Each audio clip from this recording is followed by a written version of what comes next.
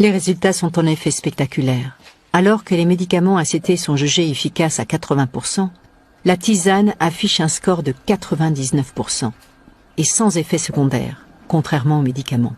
Le résultat était surprenant, positivement, et c'est là que les ennuis commencent avec la médecine conventionnelle.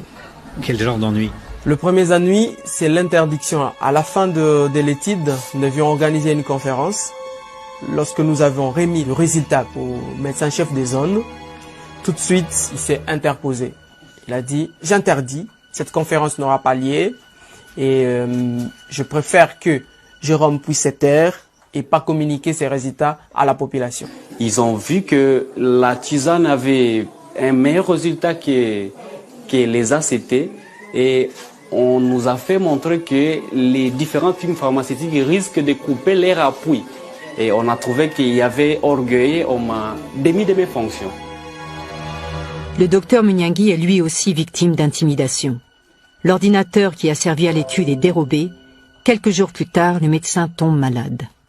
Je commençais à me sentir trop mal, je vomissais, je n'arrivais plus à manger, ça fait presque une semaine et j'avais des douleurs au niveau de l'estomac qui étaient un peu trop atroces.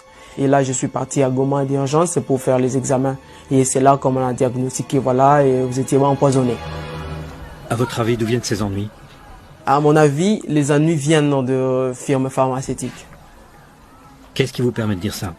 Après les publications des résultats, on a dit aux patients que voilà, la tisane était efficace et eux-mêmes l'ont observé. Et là, les patients n'achetaient plus les ACT en fait. Nous devenons de plus en plus gênants.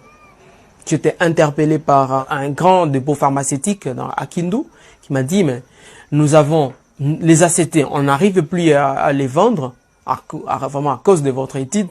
Et là, monsieur, vous êtes en train de piétiner sur nos business.